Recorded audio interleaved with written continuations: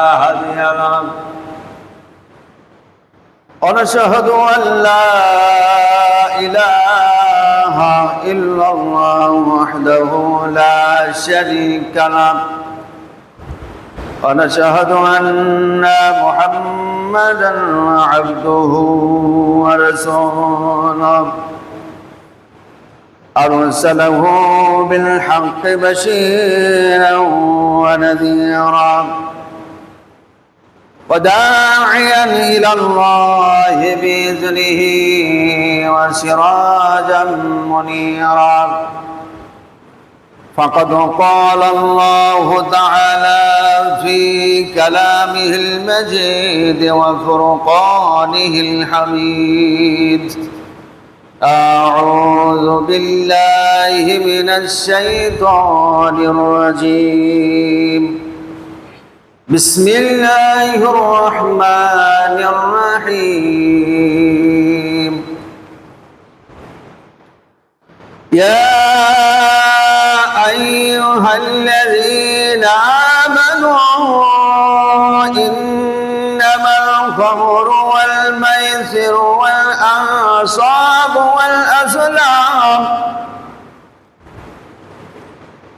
والأزلام رجس من عمل الشيطان فاجتنبوه لعلكم تفلحون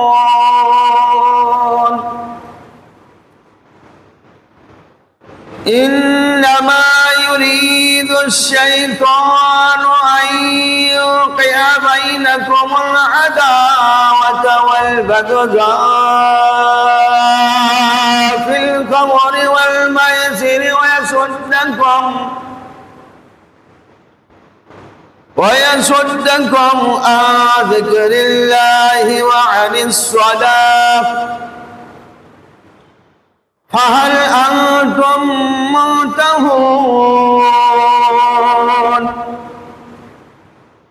وأطيعوا الله وأطيعوا الرسول واحذروا فإن توليتم فاعلموا أنما على رسولنا البلاغ المبين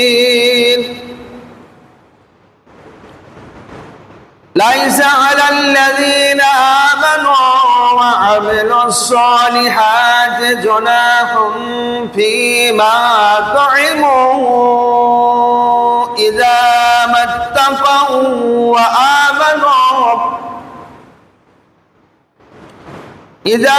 اتقوا وآمنوا وعملوا الصالحات ثم اتقوا وأحسنوا والله يحب المحسنين.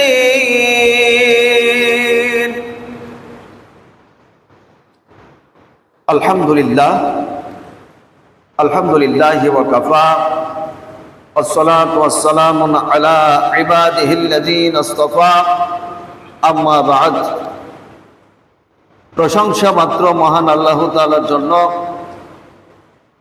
যার অশেষ দয়ায় আমরা এক সপ্তাহ পরে জুমার মসজিদে হাজির হতে পেরেছি। এই জন্য মহান আল্লাহর দরবারে শুকরিয়া আদায় করি, সবাই বলি আলহামদুলিল্লাহ।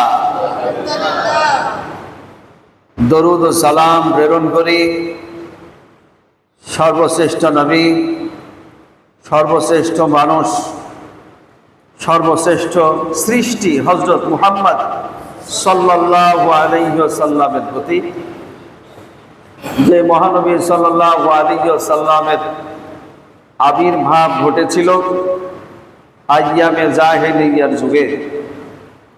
মাত্র কোরআন নাজিলের পরে 23 বছরের মধ্যেই আইয়ামে জাহেলিয়ার যুগটাকে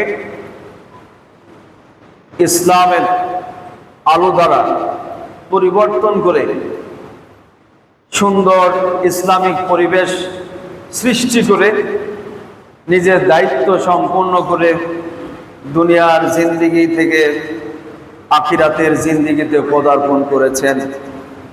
তিনি হলেন হযরত মুহাম্মদ সাল্লাল্লাহু আলাইহি ওয়াসাল্লাম। আমি আজকের খুতবায় মাদকদ্রব্য সংক্রান্ত কোরআনুল কারীম থেকে 4টি আয়াতে কারিমা উপস্থাপন করেছি। যদিও আমি গত জুমায় ঘোষণা দিয়েছিলাম খেলা সম্পর্কে আলোচনা করব। খেলাধুলা এগুলি ইসলামে আছে না নাই, আপনি করবেন নাকি করবেন না, বা করতে সহযোগিতা করবেন নাকি, এগুলোর ব্যাপারে আলোচনা করতে চেয়েছিলাম। এইটা হয়তো আগামী জুমায় ইনশাল্লাহ আলোচনা করব।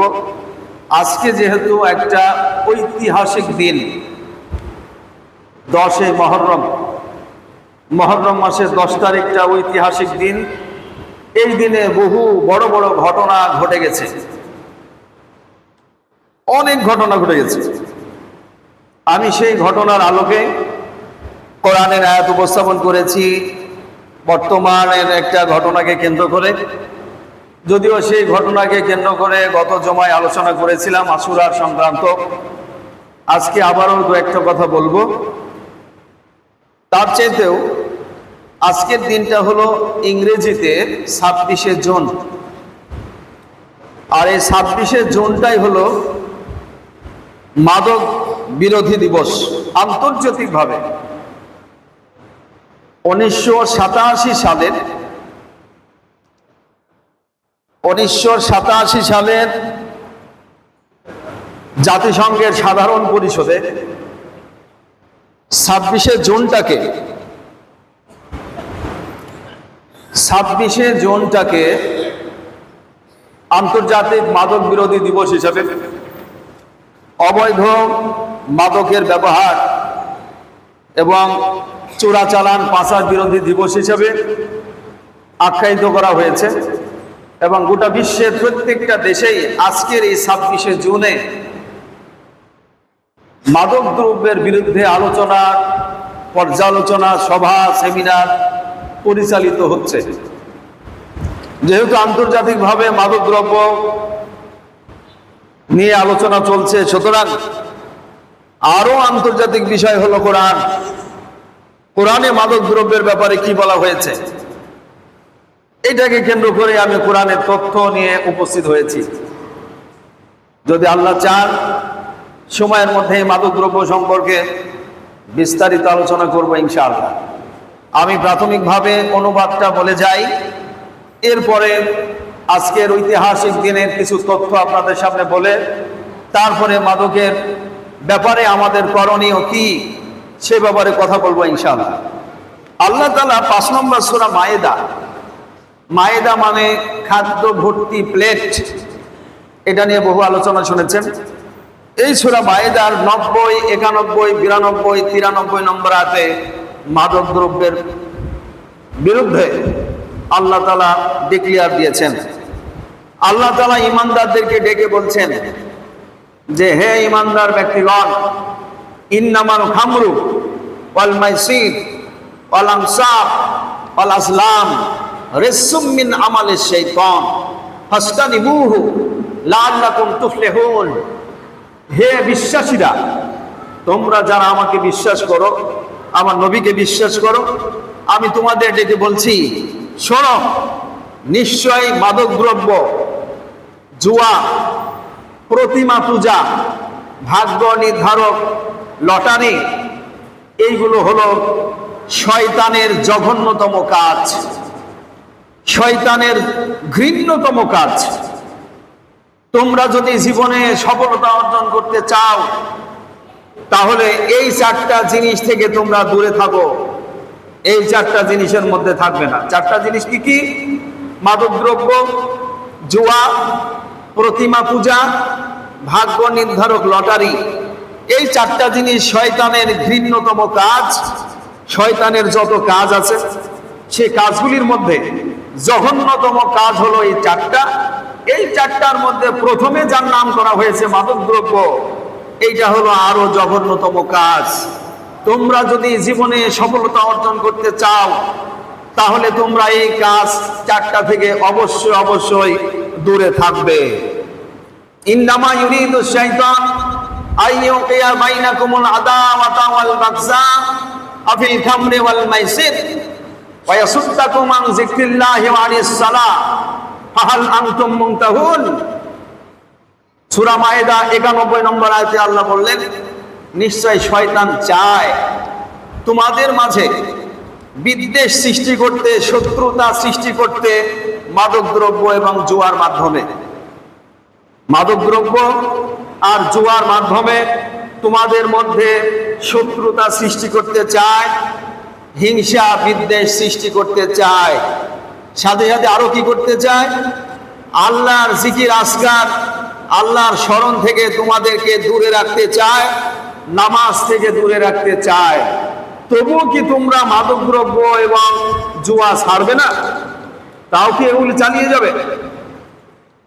92 নম্বর আয়াতে আল্লাহ বলেন, আতিউল্লাহ ওয়া আতিউর রাসূল ওয়াহজারু, তোমরা আল্লাহর আনুগত্য করো, রাসূলের আনুগত্য করো, আর এই সব ব্যাপারে সতর্ক থাকো।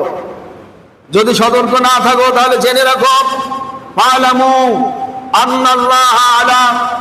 আন্নাল্লাহ আজিজুন হাকিম, তাহলে জেনে রাখো যে নিশ্চয় আল্লাহ কিন্তু মহাপরাক্রমশালী এবং ক্ষমতাবান, বিজ্ঞ। জেনে রাখো, সতর্ক থাকো, নাহলে কিন্তু জেনে রাখো তোমাদেরকে কিন্তু আল্লাহ ধরে ফেলবে। সতর্ক থাকো এগুলোর ব্যাপারে। তারপরের আয়াতে বলছেন যে ফাইন তাওয়াল্লাইতুম ফালামু আন্নামা আলা রাসূলিনাল বালাগুল মুবিন। আয়াতটির শেষে বলা হলো যে জেনে রাখো, ফাইন তাওয়াল্লাইতুম, যদি তোমরা রাসূলের এই ধরনের কথাবার্তা থেকে সতর্ক না হও, নবীজি যে বলে দিলেন তোমাদেরকে এই 4টা বিষয় থেকে দূরে থাকতে, এগুলোর ব্যাপারে যদি সতর্ক না হও, তাহলে জেনে রাখো যে নিশ্চয় আমাদের পক্ষ থেকে আমাদের রাসূল হচ্ছেন স্পষ্ট প্রচারক, স্পষ্টভাবে তোমাদেরকে জানিয়ে দিয়েছেন।